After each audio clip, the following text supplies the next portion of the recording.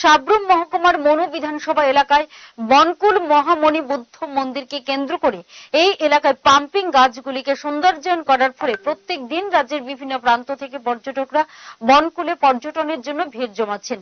পর্যটনের বিষয় নিয়ে এলাকার বিধায়ক মাইলাফরু মগ সাংবাদিকদের মুখোমুখি হয়ে বিস্তারিত তুলে ধরেন।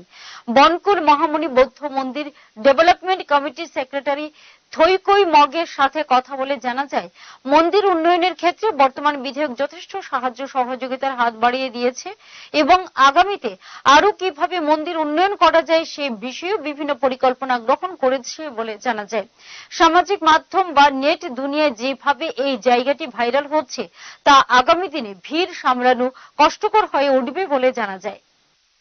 পাশে আমাদের রাস্তা যেটা ছিল পাম গাছ দুই দিকে সারিবদ্ধভাবে, সেটাকে আমরা রং দিয়ে কালার করে একটা নতুন ভাবে আমরা যখন করেছি আমাদের সরকারের দ্বারা, সঙ্গে সঙ্গে তখনই আমরা বিভিন্ন প্রান্ত থেকে আমরা যারা ভ্রমণ পিপাসু এবং যারা কন্টেন্ট ক্রিয়েটর থেকে শুরু করে যারা ইউটিউবার এবং রিলস যারা তৈরি করে বিভিন্ন রাজ্যের, শুধু আমি দেখেছি এবং শুনেছি সারা রাজ্য আগরতলা, ধর্মনগর এবং শুধু বিভিন্ন প্রান্ত থেকে দৈনন্দিন যেভাবে প্রচুর ভিড় সেখানে জমাচ্ছে।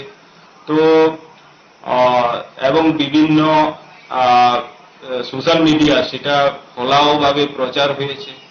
তার মধ্যে উল্লেখযোগ্য দিক দিয়ে আমাদের বর্তমান আমাদের মাননীয় জনপ্রিয় মুখ্যমন্ত্রী ডক্টর প্রফেসর মানিক সাহাজি, উনিও আমাদের এই মনুভঙ্কুর পর্যটন কেন্দ্রকে ওনার সোশ্যাল মিডিয়া সাইটের থেকে প্রচার করেছে।